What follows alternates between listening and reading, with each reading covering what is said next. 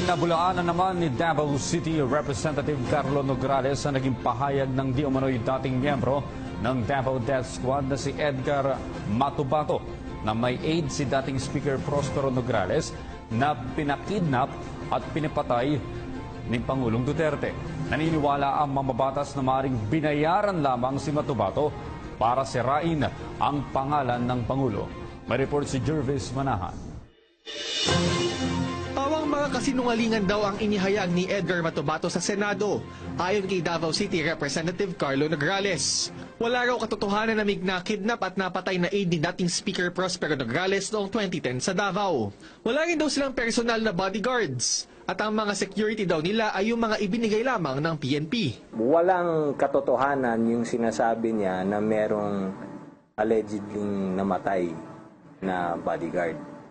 Kasi wala naman akong nabalitaan, unang-una sa lahat. Pangalawa, wala naman din binalitaan ng news anytime during that period na allegedly may bodyguard ni Nograles na namatay. Posible rin daw na liar for hire lamang si Matubato o binayaran para sirain ang pangalan ng Pangulo. Kung totoo raw kasi ang sinasabi ng testigo, dapat daw ay nabalita na ang mga ganitong pagkidnap at pagpatay. Medyo questionable yung testimony niya, di ba? So, does he claim na siya yung gumawa ng 1,000 killings? Kasama siya, sangkot siya sa 1,000 killings? Napakagaling naman niya na gumawa ng ganong klase. Diba, may personal knowledge ba siya na siya yung gumawa nito? Eh kung may personal knowledge, baka siya ang mastermind. Dating mahigpit na magkalaban sa politika ang ama ni Congressman Carlo Nograles na si Prospero Nograles at si Duterte. Pero nagbago ang sitwasyon nang magdeklara si Duterte na tatakbo siya sa pagkapangulo. Pero noon pa man, wala naman daw bitter rivalry sa pagitan ng mga Nograles at mga Duterte. Tingin ng nakababatang Nograles, posibleng may grupo lamang daw sa likod ni Matubato. Tumanggi naman siyang magbigay ng anumang pangalan. At least this guy has come out and maybe he's the one that can lead us to whoever is behind him. No? Ang problema kasi natin is paminsan-minsan ang mga tao nagagamit, ang mga tao nagpapagamit. Hindi naman daw nababahala ang kanyang pamilya, lalo na ang kanyang ama sa mga binitiwang pahayag ng testigo. Samantala, nagdududa naman sina Senador Ping Lacson at Senador Alan Peter Cayetano sa kredibilidad ng umano'y dating Davao Death Squad member na si Edgar Matubato na iprinisinta bilang witness sa pagdinig kaugnay ng extrajudicial killing sa bansa. Tahasan ding sinabi ni PNP Chief Ronald De La Rosa na wala siyang alam na may Sally Macdum na isa umanong international terrorist na pinatay sa Davao. Muli nagbabalik si Marita Muahe para sa detalye. Nagkaroon ng bahid ng pagdududa sa iprinisintang witness sa Senate Committee on Justice and Human Rights nang magsimulang magtanong si Senator Ping Lacson dito upang itest ang kredibilidad nito. Nakakita umano si Senator Lacson ng mga loopholes sa mga sinasabi ni Edgar Matubato, iprinisintang witness ni Senator Leila De Lima, chairperson ng Senate Committee on Justice and Human Rights, sa ikatlong public hearing nito. Sinabi ni Senator Lacson na lubhang napakahalaga na ma-establish ang credibility ng witness dahil siya mismo ay personal na naranasan na napagbintangan. Nang tanungin naman si PNP Chief Ronald De La Rosa tungkol kay Matubato, tahasan nitong itinanggi na kilala niya ang witness. Dinagdag pa ng PNP Chief na wala siyang alam na Sally Macdum na isa umanong international terrorist na pinatay sa Davao. Hindi pamilyar. First time ko siya nakita. Dito lang kung totoo sa taga Davao. First time ko siya nakita. Dito lang kanina. Hindi po ako nagkakamali. Hindi ko pa siya nakita ever since. Although narinig niya pangalan niya. Narinig niya pangalan niya na senador lang. Si Matubato. O hindi ko pa namit yung mukha niya. Hindi ko pa nakita. Ang witness na si Edgar Matubato ay umaming miyembro ng Davao Death Squad at marami na umanong pinatay. Nakasama niya rin umano noon si De La Rosa. Samantala, itinaas din ni Senator Tito Soto ang kalagayan ng mga biktima ng mga kriminal na gumagamit ng bawal na gamot. Tinanong niya ang Commission on Human Rights kung tinitingnan din ba nila ang mga ito na ayon sa kanya, simula lamang ng Enero ng taong ito ay umabot na ng 1,350. Masyado tayo nakafocus doon sa mga napatay sa police operation, mga vigilante killing. Nakakalimutan na natin na nagtatrabaho yung Philippine National Police 16,891 ang arestado sa mga operations. Hindi pinapatay lahat yun. Dahil hindi nagre-resist. Ang nagre-resist yung 1,105 according to your records, hindi po ba? So Yes, dapat sir. mabigyan din natin ng highlight yun at wag yung puro the other side na dinidiinan ng gobyerno. So for the record, I want a report from the CHR. Bibigyan ko kayo ng kopya ng lahat na ito. 1,350 to. Na mga ang krimen, sari-sari. From violation of 9262, which is the Anti-Violence Against Women and Children Act. At napakahaba na listahan. Physical injuries, direct assault, acts of lasciviousness, child abuse, attempted rape, carnapping, attempted homicide, attempted murder, attempted parricide, unjust fixation, theft, lahat committed by drug dependents and drug pushers. Yung mga biktima nito na naririto listahan, gusto ko malaman kung kumikilos kayong human rights at CHR. At wag yung puro human rights ng pusher or suspected pusher at human rights ng mga drug addict.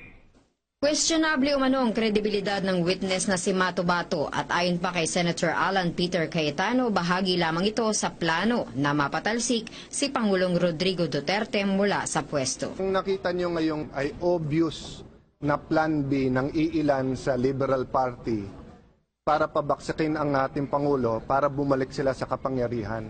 Very obvious na ang witness ay hindi nagsasabi ng totoo.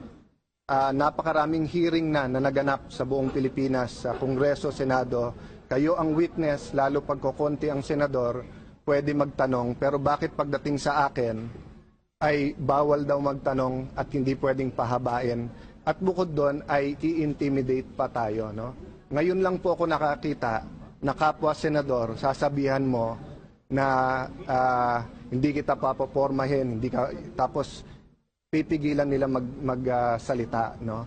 So I do not know what is becoming of the Senate, except for a battering ram to place their own candidate, to place their own party mate sa palasyo. It's a pity, not because of Duterte. Hindi na si Duterte masasaktan dito eh. Ang buong Pilipinas na, it will hurt our investments, our trade, our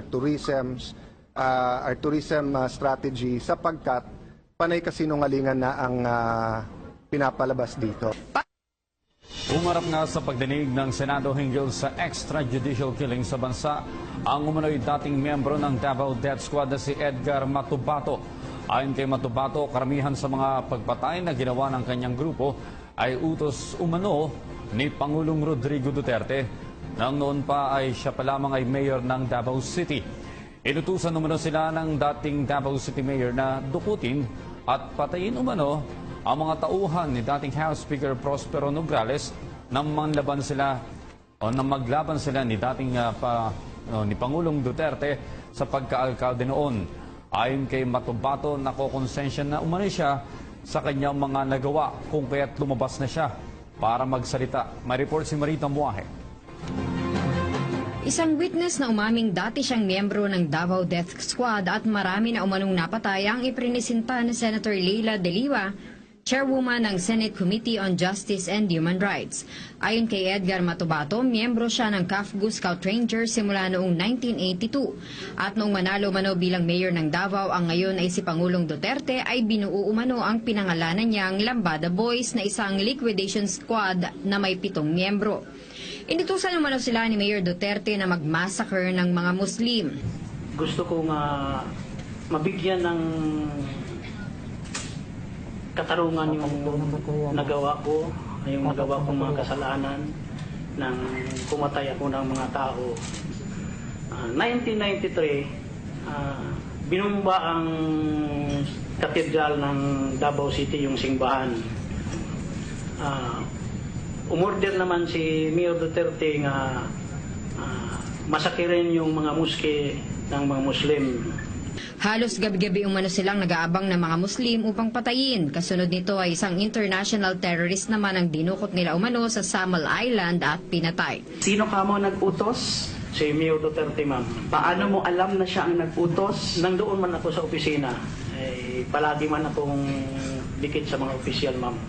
Pinagpapatay namin, dinilibing namin sa mga akwari. Kung may-ari ni Bing Laod, SP4 Bing Laod, ang may-ari ng lupa. Yan talaga ang libingan namin, ma'am, ng mga tao nga nilulukot namin. Noong 2010 naman umano ay 4 na tauhan ni Prospero Nograles ang ipinadukot at ipinapatay din sa kanila. Ito umano ay nagugat sa kadahilan ng tumakbo si Nograles na mayor at nakalaban ni Duterte. Taong 2007 naman ang ipakain pa nila sa buwaya ang kanilang dinukot at pinatay na tao.